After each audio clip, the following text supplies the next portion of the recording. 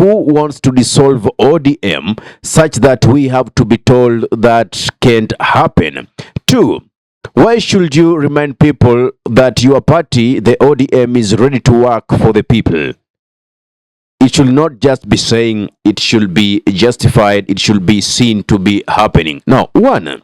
Could it be that the recent, changes in the politics, tactics that we saw now, Raila Odinga joining the government under the tag of broad-based government, and also leaving his counterparts from the Azimio la Umoja One Kenya Alliance?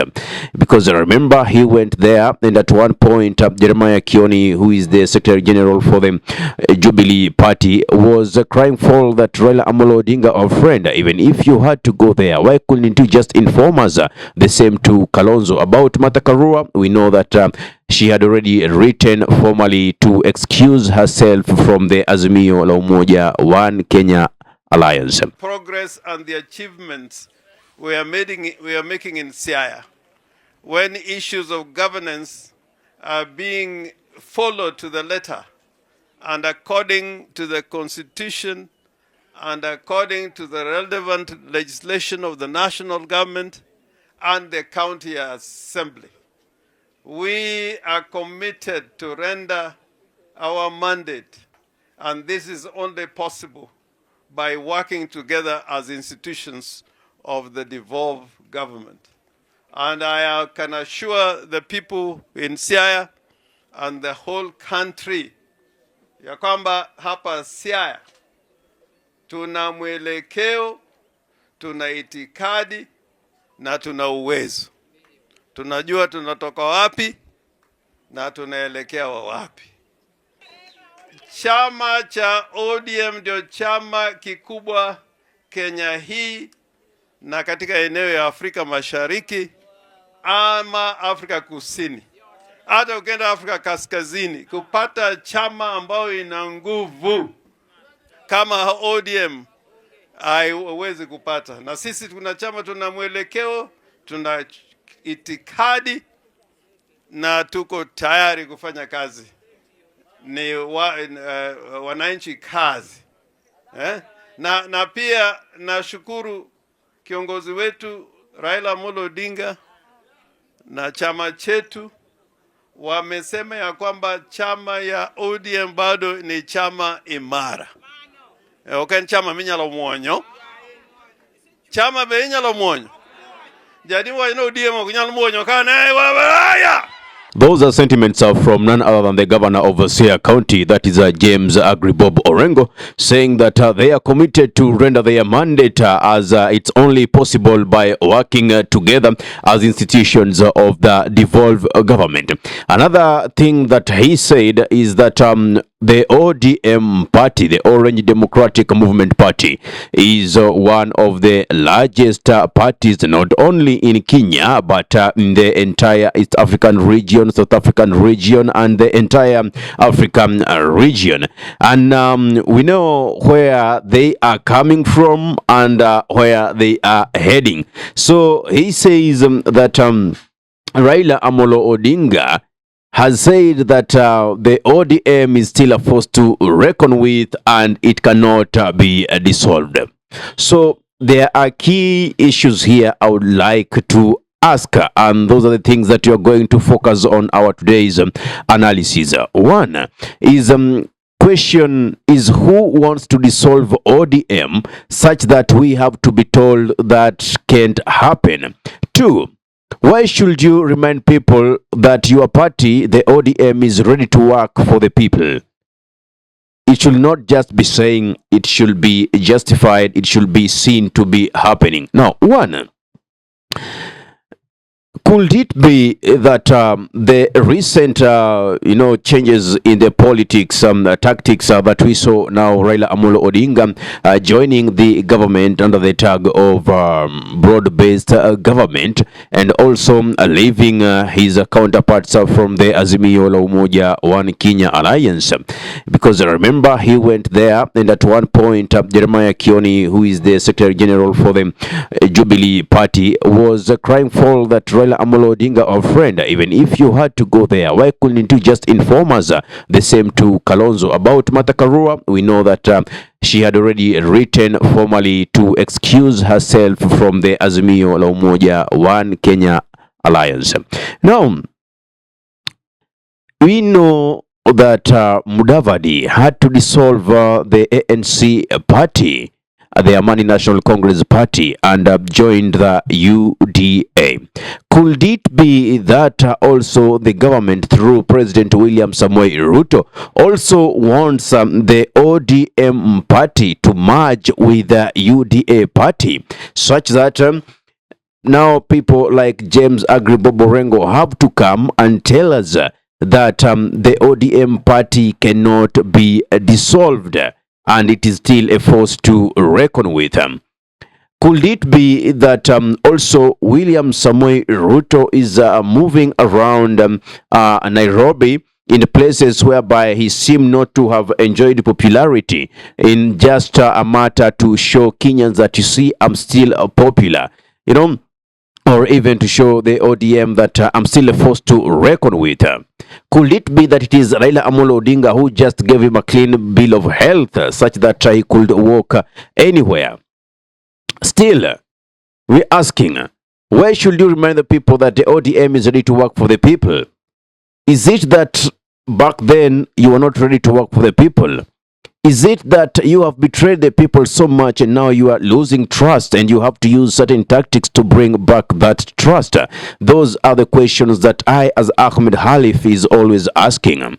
We know for a fact that the ODM party, through its head, through its leader Raila Amolo Odinga, have acted as betrayers and have been seen, and indeed they are betrayers, because one, they lied to their supporters that they are not in this government. What they did is, just by giving their supporters, their experts, to go and help the government deliver. And this happened after the Gen Z's demonstration revolution, and some of them were unalived and up to date. None of them has received justice. And we cannot even see Raila Amolo Odinga, who for a very long time have always said that he is fighting for justice or for democracy, saying that these people should get justice. People have been abducted through state-sanctioned abductions. We have seen people being unalived, extrajudicial killings that this government did promise shall never happen in their regime, as it used to happen back in the Uhuru Muigai Kenyatta's regime. Now, they are coming to this regime, and that is the reason as to why, even if you see memes like ones in the Kibet Bulls page saying that Raila Amolo Odinga is Baba Fua. For those who don't understand Swahili, Baba Fua is a typical word of those men who go to other people's houses to clean, to wash, and just to maintain the hygiene, so that they are paid. They clean the utensils, they wash the clothes, and make sure that the compound is clean. You know, Bafua. This Baba means man. And now we have it comes from the famous term Mama Fua. You know, Mama Fua is also, Mama means mother. So they get into the house, they clean your clothes, they clean your laundry, they do your laundry, you know, utensils, just make sure everything is clean. So the reason as to why Raila Odinga is being called Baba Fua is because he's been known for offering clean bill of health to oppressors. Back in Uhuru Muigai Kenyatta's regime, which was so oppressive, he came in with handshake, and all of a sudden Uhuru Kenyatta, whom to them as the ODM party was a very bad person, a dictator, and somebody who was trying to push their own agenda through chest stamping, suddenly became clean. The governor Waiguru, who was once in the NYS scandal that was actually leaked by Raila Amolo Odinga, all of a sudden was offered a clean bill of health and was now clean, white as cotton. Now, it is the same thing that we are seeing, that Ruto has joined with Raila Amolo Odinga, and Raila Amolo Odinga now is claiming that, you see, I have not joined Ruto. It is Ruto who has asked me to help him, and I'm still fighting for Kenyans. So I'm like, even after you getting into a pact with the government, ODM UDA siding pact that was done at KCC with cameras on, live streamed in YouTube platforms, social media platforms, in our televisions. We saw that you are now together. You still have the guts to tell us that you're still not in that government. I mean, who are the fools here? If you can buy that script, if you can buy that story, it means you don't have time to sit down and do self-reflection, self-analysis, and get to know what things to entertain. So it means that there are certain privileges that they would have worked for the favor of the people that the ODM can't right now, as they are in that UDA ODM pact. And that is why they still want to remind the masses that we are still with you. We are still fighting for you, even as we see they are not fighting for us. We know we have guys like Babu Owino, who did say, if you want to support William Samoei Ruto, then you have to suspend your brain cells. It is the same thing that Bob James Orengo did say back then, that if you have to support William Samoei Ruto, then you must be a very stupid, you must be a fool. And by saying that, it was interpreted that he was actually calling his boss, who's Raila Amolo Odinga, as stupid, because it was clearly seen that Raila Amolo Odinga was actually supporting William Samoei Ruto. Now that they are there, we have not seen that the prices of commodities are being lowered. We have not seen any justice happening to the victims of extrajudicial killings, to the victims of state-sanctioned abductions. We have not seen any justice happening, and we don't even expect to see that, because all we know, Raila will just be there. Remember, there was one dossier given by one Rift Valley leader who said that they used to bring money during the Moise era to Bondo, to Raila and MPs allied to him. What for? So that they could just shut up and let their food grow and they can eat it together with the government. Because one time Moi and Kenyatta did sit down, and Odinga, the father of Raila Amolo Odinga, they said, you see, if we fight each other, our food will leave us, and that's why we have to come together to make sure that our food doesn't leave us. And that is what the political elite is doing exactly. They are uniting to make sure that their food doesn't leave them. And the moment they saw the movement that was tribeless, was faceless, the move that was leaderless, the move that wasn't taking credit for I am the leader of so and so, but a movement that simply wanted good governance, came into play. And the threat was on 25th June 2024 when they occupied the parliament. That is when these leaders decided, now we have to get back into politics of a division.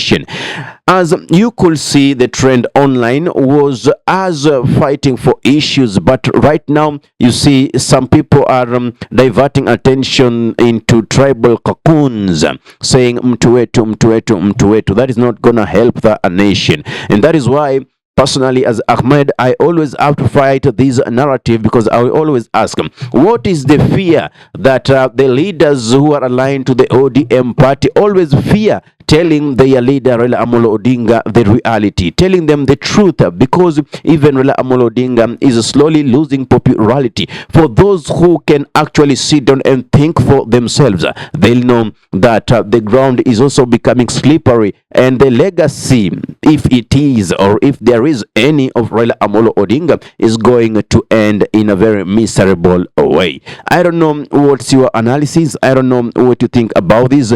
Give me your comment in the comment section. And if you're watching from my YouTube channel, if you love content of this nature, kindly subscribe and press notification button, so anytime that we are live or we upload content of this nature, you'll be the very first person to be notified. Ahmed Khalif is my name for the unscripted talks here in DURB Radio. Assalamu alaikum wa rahmatullahi wa barakatuhu. Ramadan Kareem wa Saum Makbul. Kwa timba kali za Afrika, DURB Radio ndio mpango mzima.